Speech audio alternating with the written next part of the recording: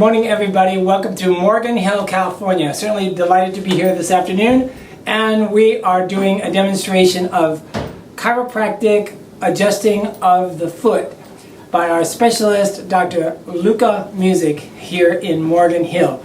So then, without further ado, here's Dr. Luka. Hello, I'm Dr. Luka Musich. And I consulted Dr. Luka after a very serious motorcycle accident injury in which I was knocked off my motorcycle, wedging my foot in between the floorboard of my motorcycle and the bottom of the door of the car that struck me. My foot was folded in half long ways, and miraculously no bones were broken. I was in severe pain and my toes are extremely displaced. I was happy to have Dr. Luka analyze the injury and correct it. It really hurt. Today we'll be going over foot adjusting. Beforehand, we should learn all of the different parts of the foot and all of the joints and all their functions. Starting with the toes, every toe except the great toe is comprised of 3 separate bones. They are referred to as phalanges. The great toe only has 2, the distal and proximal phalange. Proximally from the toes are the 5 metatarsal bones. Behind them are the 3 cuneiforms, the 1st, 2nd, and 3rd cuneiform, and the cuboid. Proximally to that, attached to the talus, is the navicular, and in the posterior, inferior portion of the foot, the calcaneus. Now show the talus. The talus. Very good. Thank you. Each of the joints of the foot has very specific motions associated with them. The phalanges at the distal portion of the toes have primarily a superior and inferior motion with slight rocking back and forth.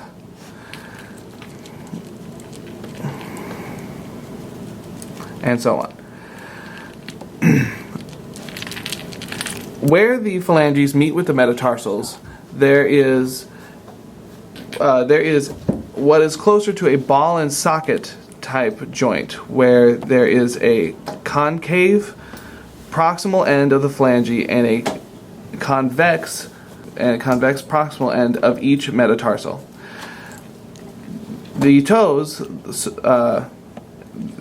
because of this, not only move inferiorly and superiorly, but they also move laterally and medially and have a slight rotation associated with them. All of this will come into play when assessing the toes for adjustment. The proximal ends of the metatarsals are shear joints that only translate up and down.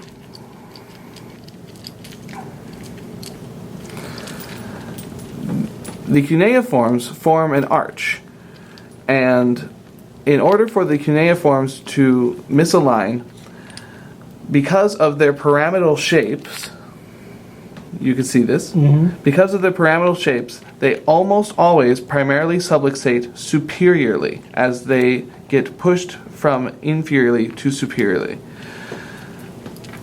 The proximal side of these cuneiforms are also shear joints. On the lateral end of the cuneiform row is the cuboid. The cuboid is a nearly cuboidal shaped bone that has several joints associated with them, most of them shear joints, with a slight saddle joint similar to the thumb attached to the calcaneus. The navicular has a shear joint in the front and another saddle joint proximally. It is responsible for inferior and superior motion, lateral and medial motion, and slight rotation. The talus sits upon the calcaneus and The joint with the calcaneus allows it to have a slight amount of rotation, slight lateral motion, and this bony crevice on the top of the calcaneus, the sustentaculum tali, prevents medial motion of the talus. The talus' main function is as a hinge joint where it comes into the tibia and the fibula and allows for all of the flexion and extension of the foot. The calcaneus performs several different motions per step and is primarily a rotation aspect with a slight posterior rocking and lateral rock. So with each step, the calcaneus moves in a J shape, like this. Okay. Show one more time. Show the sustentaculum tali clearly. Underneath the talus, Okay. there is the sustentaculum tali, which is this bony ridge and where it contacts with this area of the talus here. This bony ridge of the calcaneus. It prevents medial motion of the talus. Okay. Okay, so I'm going to move on to a live human foot to demonstrate the different motions and the adjustments associated with the joints of the foot. Okay.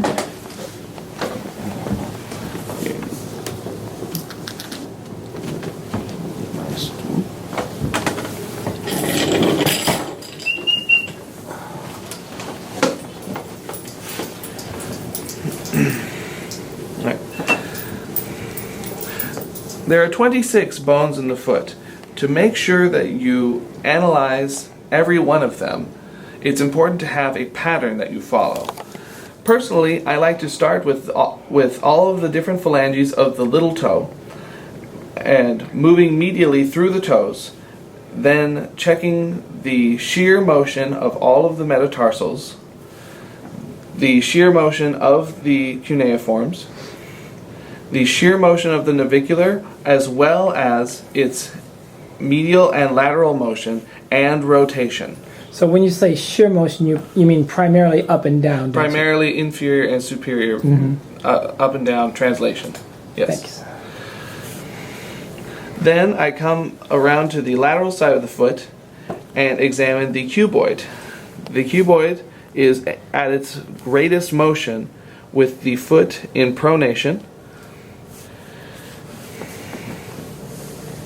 And then once contacting the cuboid, which can be found at the proximal end of the fifth metatarsal, it's usually this large bump that can be visualized on the foot.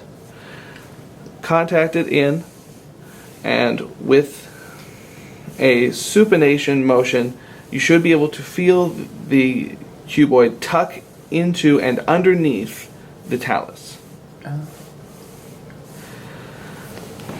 The talus has primarily a hinge motion, but because of the large ankle mortise that it sits in, it also has a rotation around the z-axis as well. Check all of this motion. Then the heel itself, the motion of the heel can be visualized by having the patient's leg bent. Apply a light amount of pressure in a neutral position so as to contact the heel with the table. Bring the heel towards yourself, or bring the foot towards yourself so as to rock the heel posteriorly. Push it away from yourself so as to rock it anteriorly. Test the motion between the two. And then rock the foot medially and laterally to check that motion. And then grab hold of the heel while supporting the rest of the foot to check for rotation. There's a small amount of rotation, but it should be present. when it comes to adjusting the foot, go and follow the same pattern that you did in analysis. The toes are primarily flexion and extension joints that go up and down in the distal joints of the toes. To adjust this, stabilize the joint that you are contacting.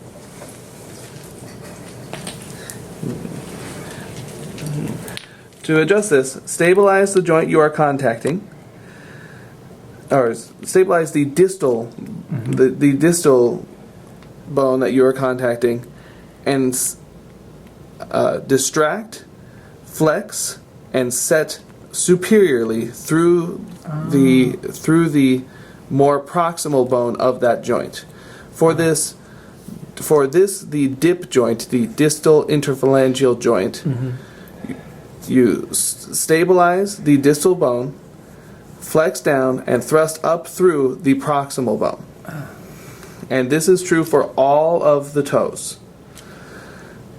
The next joint, the middle interphalangeal joint, the MIP, follows the same rules, but can also have a light amount of translation medially or laterally. This can be visualized on a person by flexing them up and down, superiorly and inferiorly, and then rocking medially and laterally. To feel for restriction. To adjust, you want to distract, flex, and thrust up through the more proximal bone that makes up the joint. Straight superior. The final joint in the toe, the PIP, the proximal interphalangeal joint, moves up and down, medially and laterally, and has a small amount of rotation associated with it. In the event that you have a patient with a rotated toe, to address this, take the rotation out first, then flex down while contacting the proximal bone the distal bone of that joint, and then thrust superiorly through the proximal bone, which would be the metatarsal associated with that toe. But you also flex and distract, don't you? Yes. So it's rotation, distract, flex, set. I'll show again. Rotation, distract, flex, set. And like that. Okay. The great toe only has two joints. The main joint of the great toe, the distal joint, is treated as the rest. It is simply a distraction, flexion, and thrust inferiorly to superiorly. Never adjust the main pip joint of the great toe. Really? Never. Okay. If there is to be any kind of adjusting or mobilization, only do distraction. Okay. This pip joint is the great compensator of the foot, and to adjust it will cause the patient a great deal of pain and further suffering, because this joint is so large and so powerful and supports so much that any problems it's having is a result of somewhere else in the foot. It's a result of the compensations of so many other joints, right? This is the compensation. Oh, that is the compensation. As a result of the fixations of all the other joints. Okay. Any amount of motion that is missing from the rest of the foot will show up in this joint and cause the patient a great deal of pain. Oh. To fix this joint, fix the rest of the foot. Moving down to the next part of the foot, the metatarsals. They have a shear motion that is primarily inferior superior for all of them except the first metatarsal attached to the great toe. The rest of them can be mobilized and examined simply by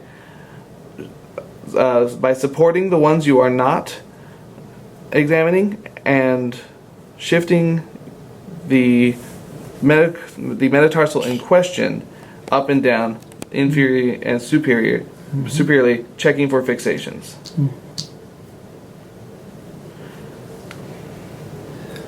There should always be motion at the proximal end of the metatarsals. If there is not, there is a subluxation. Say that again. There should always be motion at the proximal ends of the metatarsals, superiorly and inferiorly. If there is not, there is a subluxation.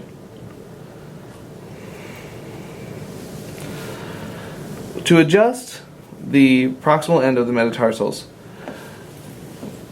flex the patient's foot, find the end of the metatarsal where it separates and becomes the cuneiforms.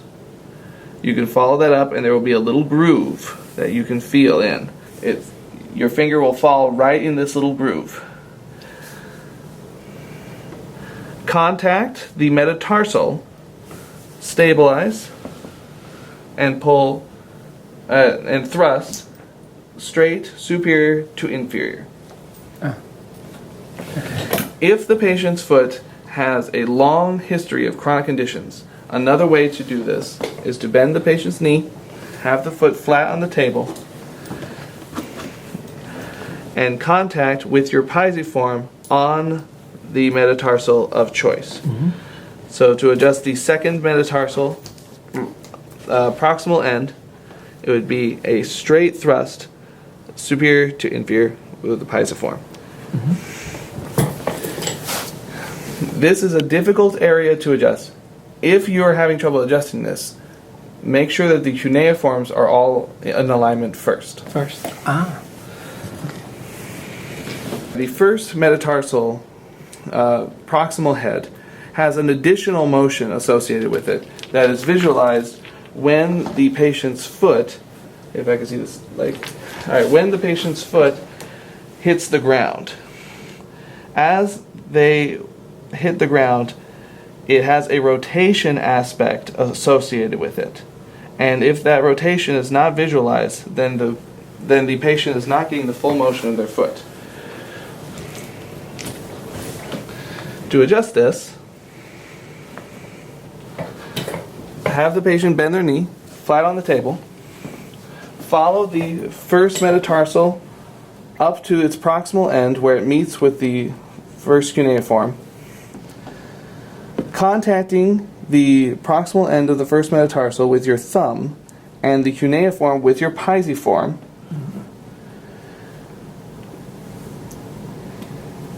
Bring it to tension by opening up the joint and thrust inframedial. This will allow that extra medial rotation of the cuboid and first metatarsal.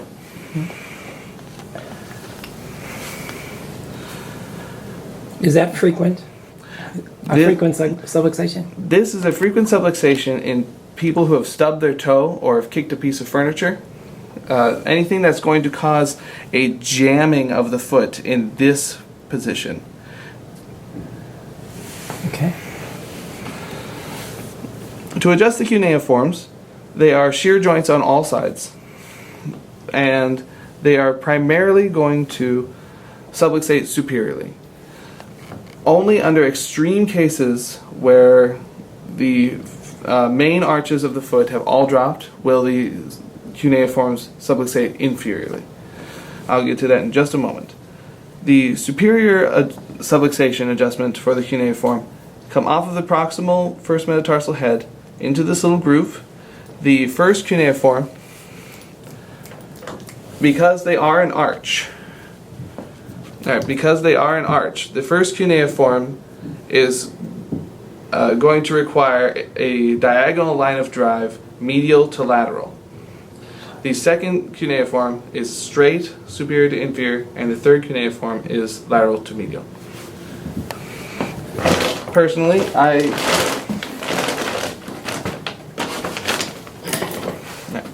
Personally, I prefer to adjust the the first and second cuneiform with my medial hand to the patient. Bring the patient's foot into flexion. Stabilize the rest of the foot with your thumbs. Stabilize your fingers and pull superior to inferior, medial to lateral. Second cuneiform. Straight, superior to inferior. Foot in flexion, stabilize with thumbs. Third cuneiform, lateral hand. Superior to inferior, lateral to medial.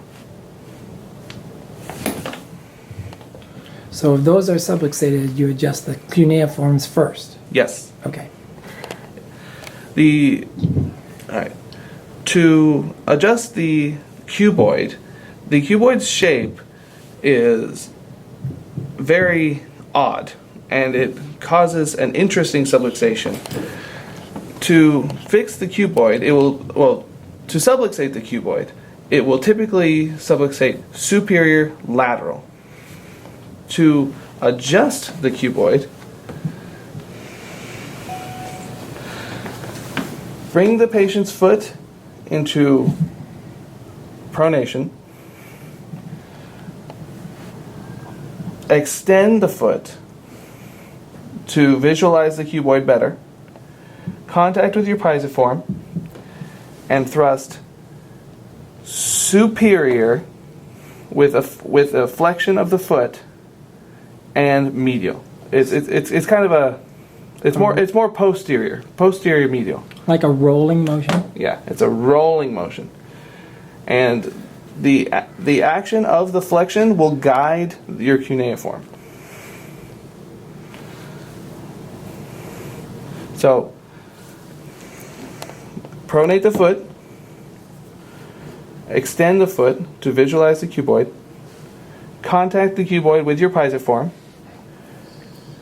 stabilize your hand, pronate and flex the foot while thrusting posterior medial.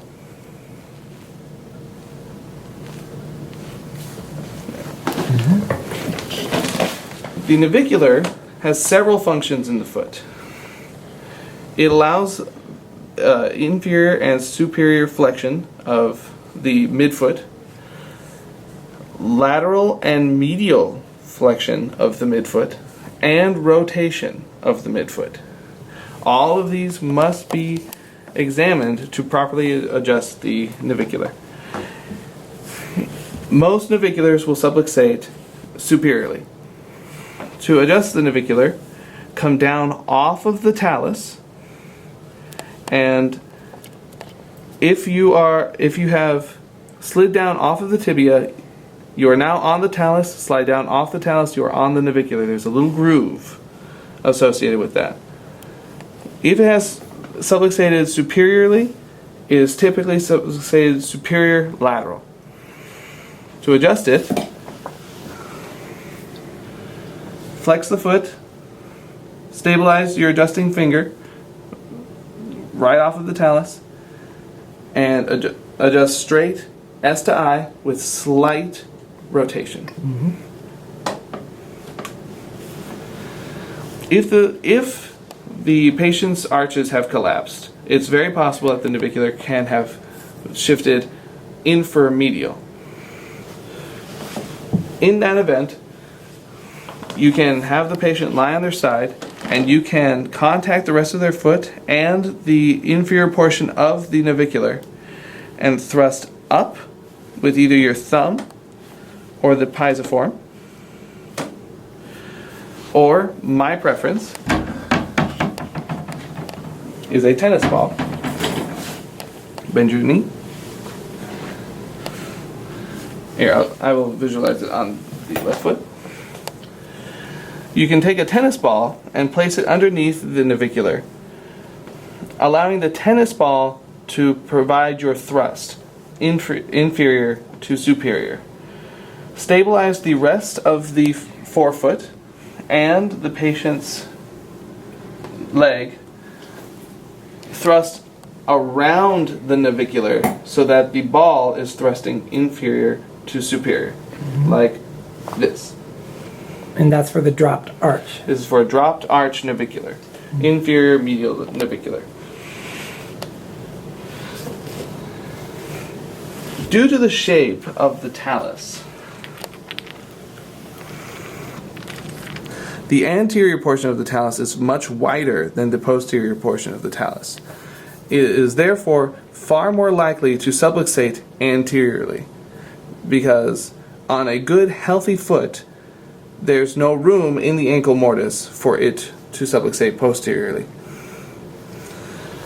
To adjust an anterior talus, first motion the talus to visualize if there is a restriction.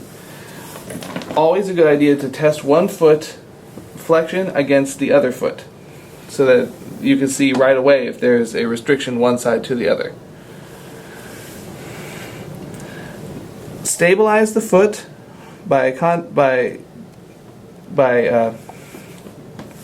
grabbing hold of the calcaneus and the forefoot with your thumb over the talus. Traction the foot superior to inferior, and using your lateral stabilization hand, flex the foot superiorly while thrusting the talus from anterior to posterior with your thumb. Traction, flex, thrust with thumb.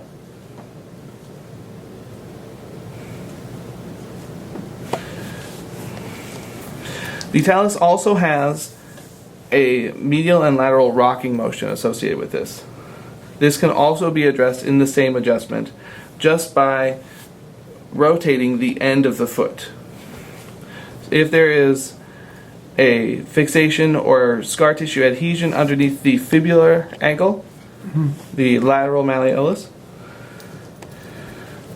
traction, rotate to open up the joint, and then flex, close that joint, and thrust down with your thumb. Under the medial malleolus, the opposite. Open up the joint by supinating the foot. Flex, traction, thrust down and through, and relieving that rotation. Medial malleolus, lateral malleolus.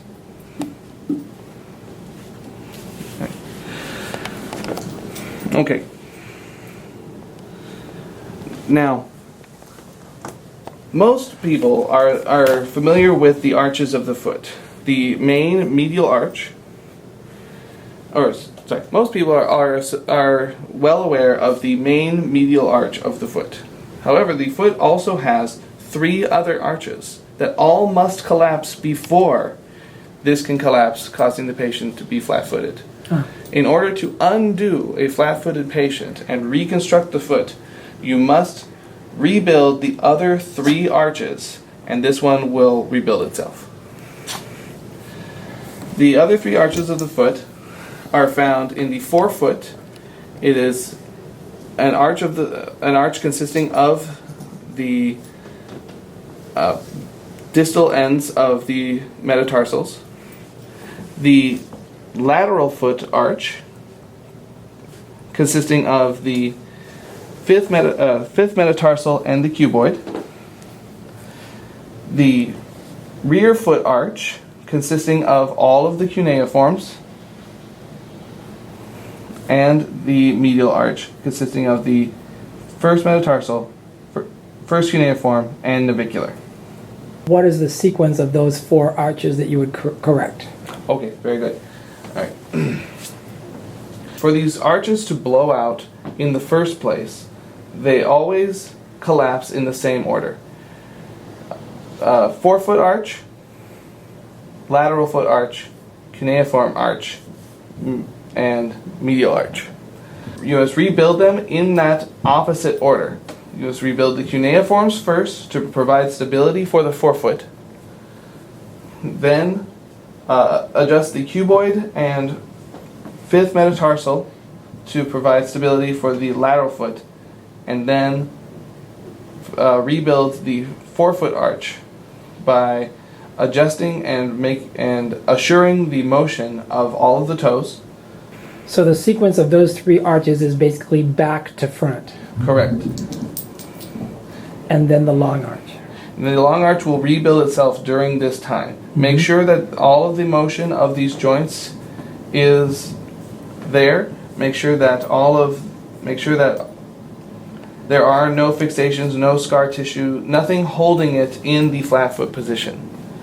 In the event that you have a patient whose foot is so collapsed and so scarred that you can barely move anything, start with what does move. It could be something as small as the toe, it could be only the talus.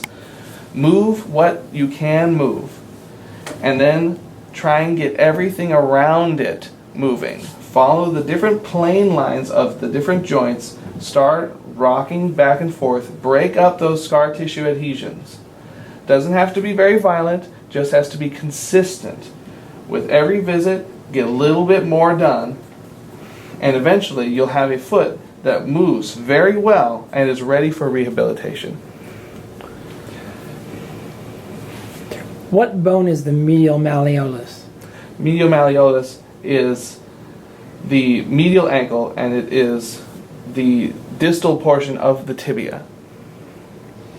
Okay, so last time you showed us the fibula adjustment, so let's do that. Okay. Please have you lie on your side, face the window. Medial malleolus is the tibia. Yes, the lateral malleolus is the fibula. Put this leg behind you, this leg in front. Okay. One of the most important bones in the foot is not even in the foot, but rather all of the muscles of all the extensor muscles of the foot attached to it, the fibula. In order for your foot to function properly, the fibula must be able to move up nearly a full inch in foot flexion and posteriorly about a quarter to a half an inch. This can be palpated by placing your fingers. I prefer the middle and index fingers at the top of the fibula. Bring the foot into extension. Feel it shift down underneath your finger. And then bring the foot into flexion and have it lift your middle finger up. And as it comes into full flexion, it will start to tuck back posteriorly behind the tibia. In cases where a patient has sprained their ankle in a very typical pronation sprain, all of the ligaments and tendons attached to the fibula will be affected by that sprain, pulling it and subluxating it anterior inferior down the leg. To correct this, first determine where the fibula is being adhesed to the tibia. This can be done several ways: testing the flexion extension motion, testing the anterior and posterior motion of the fibula. Not too roughly. The fibula is not a weight-bearing bone, so you don't want to break it. But by moving it back and forth, and with lots of practice, you can feel the fibula moving and shifting, and you can tell where it's not. For those of you who are just starting, an easy way to figure out where the fibula is stuck is to take two thumbs and press in at the joint. You'll feel a little groove between the fibula and the tibia. Press in at the joint, and if it's painful for the patient, there's scar tissue under there gluing those two bones together, and that must be broken up. The bottom 2 inches and the top 2 inches of the fibula are always painful for the patient. Do not judge your adjustment based on pain in those areas.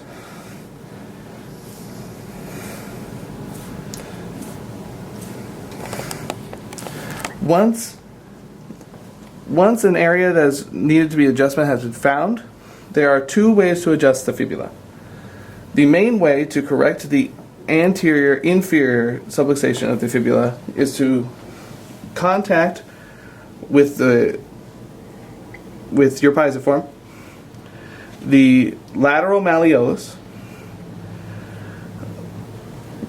applying inferior to superior pressure, contact the proximal end of the fibula with the pisiform on your other hand, and apply thrusts lightly but quickly, inferior and anterior, or sorry, inferior to superior, anterior to posterior.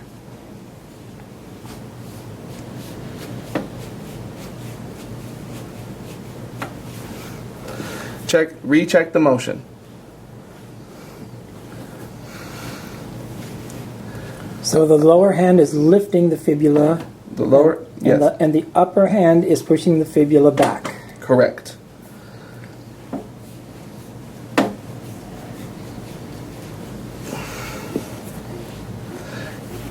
If you find that there are still some tack points where the fibula has been adhesed to the tibia, find those areas, contact it with a double thenar,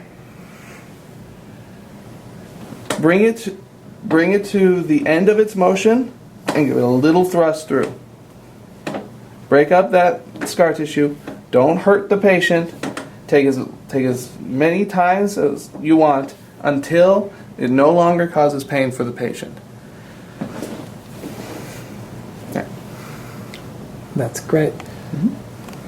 That's a really good summary, Dr. Luka. Excellent job. Thank you. Thank you now.